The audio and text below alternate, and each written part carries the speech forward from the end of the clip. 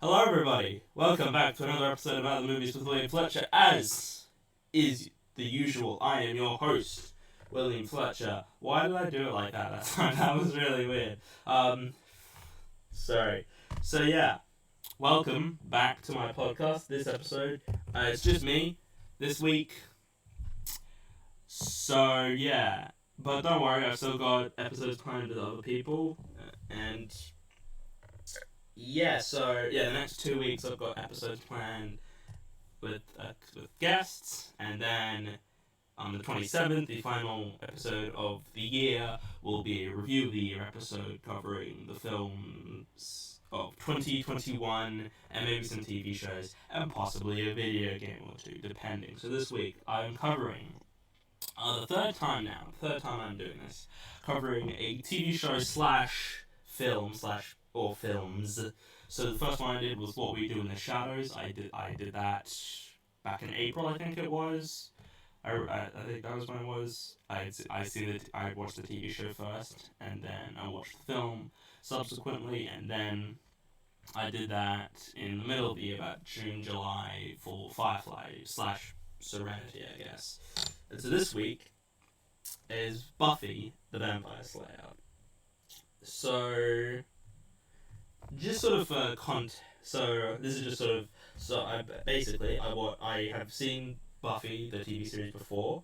I've seen the first 4 seasons multiple times because when I first watched the show, my mum told me to stop watching because it was getting too scary, and I was about 12 or so.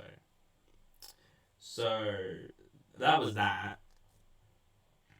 And so I have finished Buffy. I've watched through all of it, and I'm currently me and my family we're doing a massive rewatch of the entire series,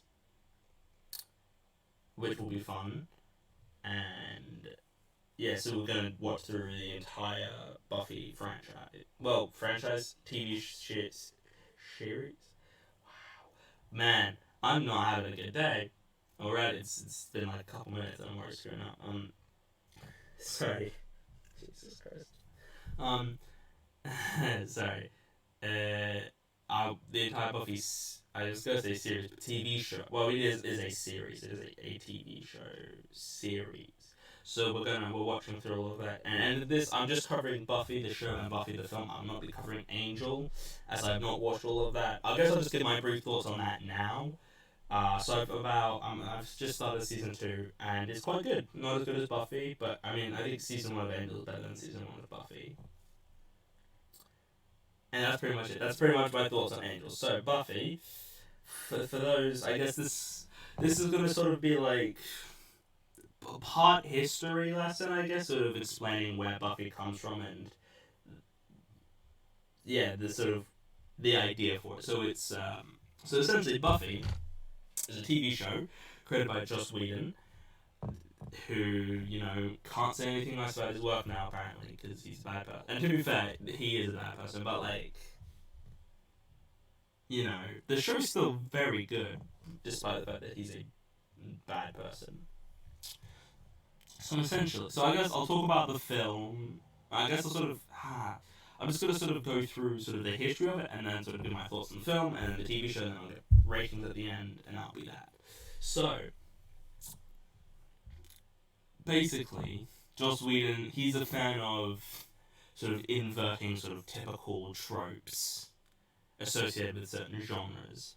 So, for like Firefly, as I covered in the my Firefly episode / Serenity, is that it's a western, but in space, essentially. And Dollhouse, which I have yet to watch, but I assume it's probably quite good, is about basically the sort of idea for that show was that he was talking with the lead actress, the actress who became the lead actress, Elijah Dushku, about sort of how actors sort of play all these different parts and they do all this sort of thing. And he thought that's a good idea for a show, and basically that show's about people who sort of get their memories wiped, I think, and so they become with different things. So like one day they'll be a firefighter, and then they sort of get their memory wiped and then become a lawyer or something like that. I think that's the general gist of it. If I'm wrong, let me know. But I think that's the general idea. And Buffy is essentially, well, I mean, an Angel is basically a detective show, but with demons and vampires. And Buffy is, he basically had the idea the blonde girl always gets killed or eaten in the horror film, but wouldn't it be cool if she was the main character? And that's what Buffy is essentially. She's just, it's the typical blonde girl who is actually the hero and saves the day. It's pretty much what it is. So that's, I mean, that's like the basic premise. It's a girl. She's a, so I guess I haven't really explained what the premise is. I just sort of explained the ideas. The premise is essentially that Buffy is a girl. She's the Slayer, the one Slayer in the entire world who is basically tasked with defeating the vampires and the demons and the zombies and any other form of dangerous, evil creatures. That's her job, essentially. And she is different from other Slayers in that she has like a group of friends around her that she works with, that help her defeat the demons. So I guess I'll start with the movie briefly, because I don't like it. I don't think I'm surprised anyone was saying the Buffy movie is pretty crap. It's very much like there's sort of the elements of a good story and a good script there and a good idea, but it doesn't come together as like a whole because of just so many reasons. I'm not massively familiar with the production history of the film. I'm a lot more familiar with the show and sort of the making of the show and stuff they had to do, during the show. So, but I assume, based on my knowledge of how sort of places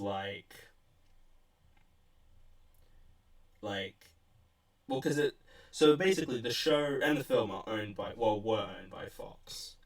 They're currently not owned by Fox because Fox doesn't exist anymore because it was bought by Disney. But what I assume is they sort of interfered with the film and kind of screwed it up and made changes to the script and did stuff because it is written by Joss Whedon,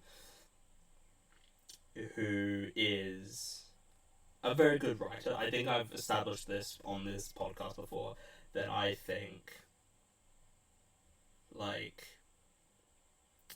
he is I think he's a very good writer. He's a decent director, but he's a very much a much better writer,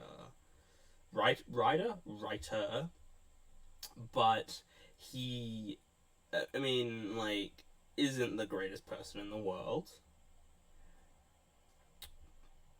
So that, but the film is, there's elements and sort of the DNA of what the show would become. You can sort of see the ideas there and stuff sort of working together to try and make this good film. But it just sort of falls flat. The film is very weirdly sexist in a way that the show just isn't. I mean, there are characters in Buffy who are kind of a bit sexist, like Xander, one of the main characters in it. But, it's never so overt. He just usually makes, some dirty jokes.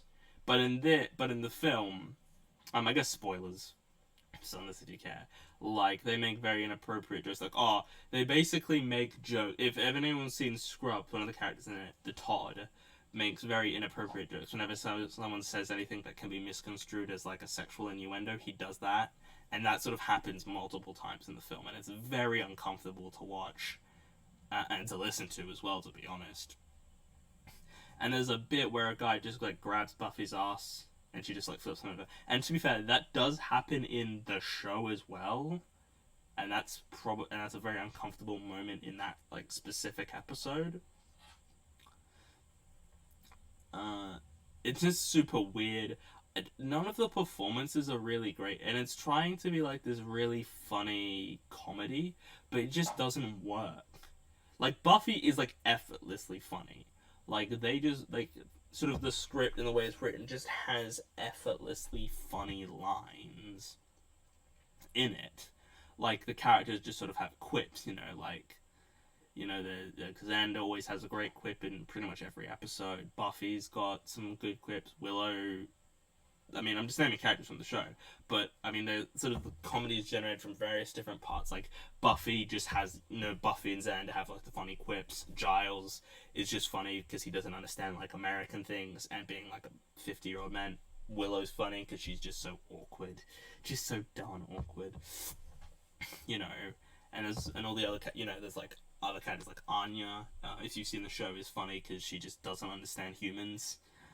That is a bit of a spoiler, but I get it. I did say spoilers, but the film just doesn't work like that. I think Christy Swanson is, to be fair, for what she's given, she's actually perfectly decent. But, like, I don't really care for anyone else in the film. Like, Donald Sutherland, I assume, is probably a very good actor. I haven't seen him in much, but I'm sure he's a good actor. But his performance as Merrick is just horrific. Like, it's just terrible.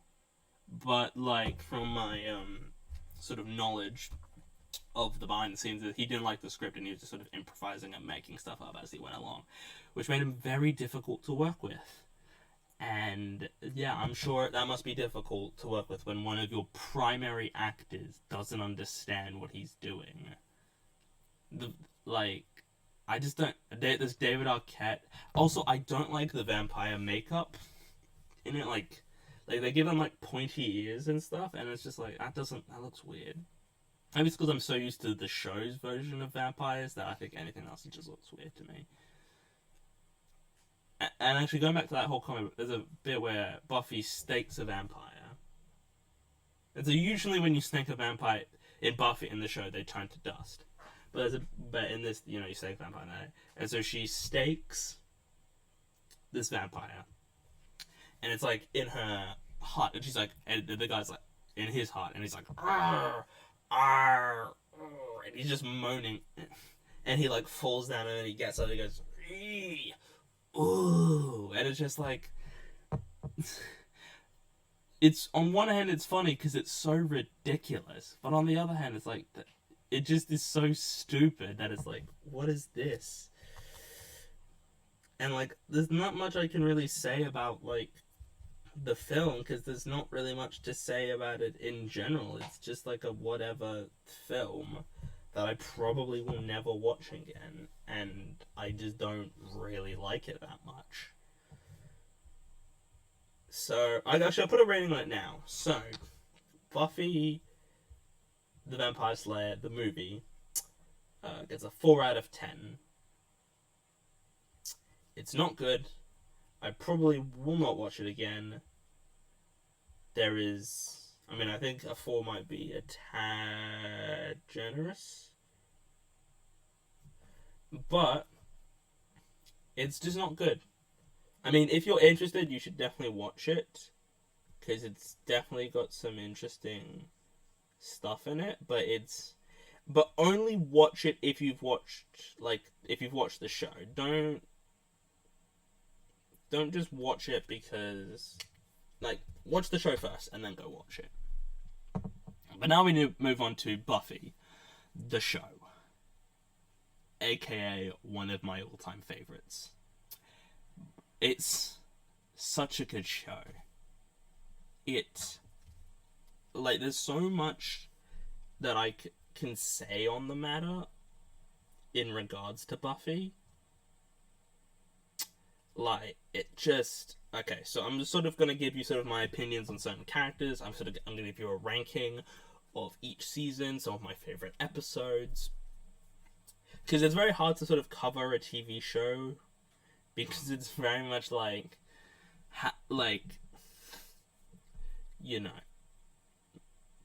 it's very hard to sort of try and cover a TV show, because it's, there's only so much I can talk about. So, Buffy the show. Okay, so just for comparison, so just to sort of give you an idea, uh, I've put Buffy as my second favorite show of all time. Only second to Breaking Bad, which I think I might have established on one of my what I watched this month episodes, because I watched El Camino, and I think I might have given my opinion on Breaking Bad then. But Buffy, second favorite show of all time, in my personal humble opinion. It's fantastic. It's got some of the greatest episodes of television ever produced. I'm not being like hyperbolic when I say it. I genuinely mean that some of the best episodes of television come from Buffy, because there's just so much great stuff in it, and I love that the show is willing to sort of take risks and sort of do sort of crazy different things with it, like they do a musical episode at one point. They do an episode where my personal favorite episode, Hush, where everyone's voices have been lost. They do so many great episodes where they're able to, like, one episode will just be insanely funny. Like, there's so many funny episodes, like Something Blue or like Band Candy or something like that, and then the show's able to hit you with like something really dark and depressing like The Body, or something really creepy and unsettling like Helpless. And so many episodes give great character studies and character pieces to so many characters. Like the Zeppo is a great character study on Xander. You've got like the Dark Age, which is like a decent episode, but it gives you a lot more look into Giles's past. And and I mean, the show really just works on so many levels. For like, it's an ensemble cast too. Like, there's so many great actors and actresses. Sarah Michelle Gellar, Alison Hannigan, Anthony Shorthead, Nicholas Brendan, James Masters, David Boreanaz, Emma Caulfield, Amber Benson. You've got Christine Sutherland. I think that's all the main major characters I can think of. Eliza Dushku in it as well. And then, you've got a lot of great supporting players dotted throughout the series. Like Danny Strong as Jonathan, and Mark Metcalf as the Master. Juliet Landau as Drusilla. All these great characters. Julie Benz as Darla. I forgot the actor's name, but the guy who plays the mayor is one of the best characters on the show. And the show is able to balance all those characters so well. And there's very few bad characters. Like, there's characters you dislike, but you're meant to dislike because they're bad people. Like, the main villain in Season 6. Well, the main villain in Season 6, you really don't like him. Like, he's a very, very bad person. But, like, that's the point. Most of the characters you dislike, you're meant to dislike for, like, a reason. And I guess while I'm talking about villains, I guess I'll sort of give my opinion on the villains. The show is very good at handling multiple villains in a show. Like, so each season has the big bad, which is the main overarching villain of the show, of each season. So each season has, like, one unique villain who is the main one over the entire season, and then next season there's a new one. So I mean, obviously the big bad from the previous season dies, whereas in Angel, I haven't watched all of Angel, of course, but I think Angel, there's sort of more like overarching, like, season long, like, new villains sort of between seasons. I think, I don't know, I haven't watched through all of Angel yet, but that's just sort of my idea, I guess. And the Buffy's very easy and able to handle good villains. Like, I don't really think there's a big bad, except season 4, but in season four's defense, they kind of had to just sort of make something up because the person who was meant to be the main villain in that season left like halfway through for some reason, so they had to make changes. And I'm not entirely sure how that works, but I feel like once you're sort of locked in a contract to be the main villain of a TV show, you kind of can't just leave. But I could be wrong. Maybe there was something that sort of allowed her to leave. And I just said it was a shit. Well, I mean, spoilers. You know, you really shouldn't be listening to this if you haven't seen the show. Unless you don't care. And so that's so that's just sort of my sort of thoughts on the villains. And there are a few. Okay, I will actually I did. There are a handful of like badly written characters, and I mean everyone sort of admits and is aware that there's like poorly written characters in like I would say there are in pretty much 90% of TV shows there are poorly written characters. And like I don't think that's like controversial to say because I don't like I personally don't think it's controversial to say there are, you know, bad characters and poorly written characters in lots of shows, because that's obviously true, that happens, but it's not the most like Buffy's able to like Breaking Bad I would argue has like no bad characters in it, in my honest to god personal opinion. I genuinely don't think there's a bad character in that show in terms of writing. Like there's characters you dislike and you hate, but like you're meant to, and that's kind of the point, is you're meant to dislike those characters for like a proper reason. Whereas in Buffy there are occasionally characters that you're meant to like but you just don't, because they're just not well written. But they are very few and far between. Like most of Buffy's characters are well written and are good. Occasionally, occasionally there's a bad character. Occasionally there's like a bad villain, because sometimes in certain episodes there's just sort of poorly written villains who you just don't like because they're poorly written. And you don't dislike them because they're villains or anything, you just dislike them because they're not very well written. But they are very few and far between.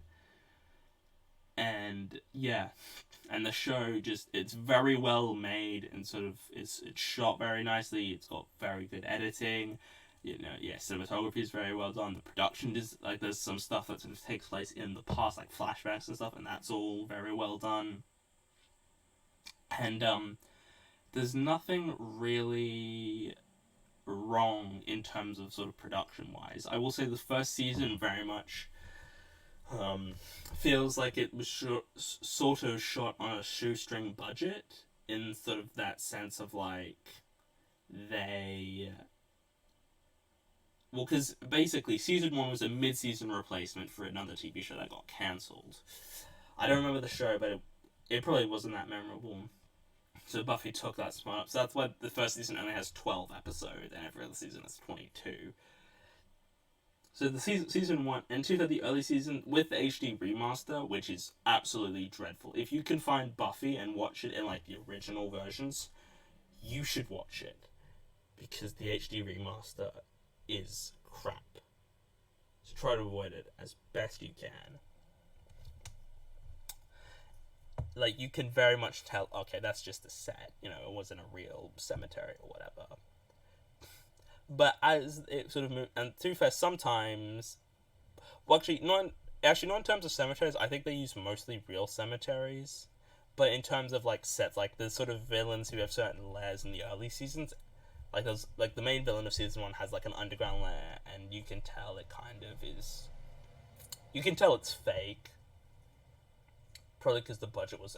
And the CGI, a lot of the early CGI has not aged particularly well. But some of the effects have actually aged pretty nice. Like the vampire dusting effects, that actually still looks really good. Some of the CGI in the later seasons looks quite a bit better. And on a technical level, Buffy just works. And it's really, really good, and you should go watch it. Seth Green is in it as well. I forgot to name him earlier. Seth Green, one of my favorite characters on the show in Oz. And that's pretty much it. This is it. Doing these kinds of episodes, it is interesting because I'm just talking to myself for a little while. So there's not much to bounce much off. So it's not as much conversation, but that sort of, I still think it's interesting to just sort of talk and just sort of give my sort of unfiltered opinions, and no one could tell me I'm wrong, because, yeah. So, I'm just trying to think if there's anything major I should really talk about before I give sort of my rankings for seasons and stuff. Yeah, there's just some... I will say there are some bad episodes scattered throughout every season except for one, which coincidentally is my favorite season. So my favorite season has no bad episodes in it. So I guess I'll sort of give my opinion. I'm basically just gonna give my opinion on sort of each season broadly, as well as the main villain of each season, and then I'll give you a full ranking at the end, and then I'll put a score on it, and that'll be that. So, season 1. I don't think there's a bad season of Buffy, by the way. I don't think that at all. I don't think there is such thing as a bad season, nor a bad villain, except season 4, but that's kind of out of their hands at that point. So, season 1. Decent, good start, has some good episodes in it, but mostly skippable. Season 2 is when the show gets quite a bit better. Some of the best episodes of the series, some of my personal favourite episodes of the show. And it's very, very well made. A lot of problems with season 1 are fixed in season 2. So, if you start watching Buffy and you don't like season 1, then try watching season 2. And if you don't like season 2, then you probably won't like the show, but you're wrong, because it's good. So, yeah, season 2 definitely improves upon everything wrong. Well, not everything wrong, there's still some minor stuff that holds it back. But most of the problems with season 1 are fixed with season 2. Still some bad episodes in season 2 there. Season 3, my personal favourite season, basically improves upon everything wrong with the prior 2 seasons, and I would argue there isn't a bad episode of... I would genuinely argue season 3 doesn't have a singular bad episode in it. In my honest opinion, I don't think there's anything wrong with it. And that's just, I just think it's the best season. Yeah. Sorry, but I stand by that.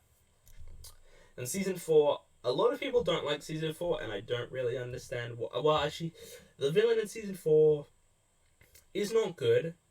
I will give you that. It is a bad villain. But, the season 4 is the season where they had to sort of rewrite and change a lot of things because the person who was going to be the main villain left, which must be super annoying for them, because it's you gotta rewrite, half a season's worth at least of script, and that's just gonna be difficult to do. So, Yeah, but I still think season 4 is really good. Has my personal favorite episode of the entire series, and some of just the best episodes of the show in general. Season 5 is a good season, has one of the best finale episodes, honestly. It's just like the final episode of season 5 is outstanding. Like, I think I would be surprised if there's anybody who doesn't like the season 5 finale. Season 6, probably my second least favorite season. I think I had it as my least favorite, but I think season 1 is definitely worse. Season 6 is just a very dark season in terms of just story and that kind of stuff. And while I'm not necessarily against that, it feels like a bit of a too drastic tone shift, and I really don't like some of it. I do think there's some good episodes in that, like Once More with Feeling, Tabula Rasa. The season finale, Grave, is perhaps the best one, I would argue. And yeah, it's just a really good season. Well, it's a mixed season with some really high highs and some low lows. And then season 7, good season. I would need to rewatch it. Has two of my favorite episodes, episode 7 and episode 22, the final episode in my top 10, which I'll go through in a minute. And there's some very good stuff with it. There's some really good, interesting stuff they do with the characters, and it's just good. Sort of like mid-tier Buffy.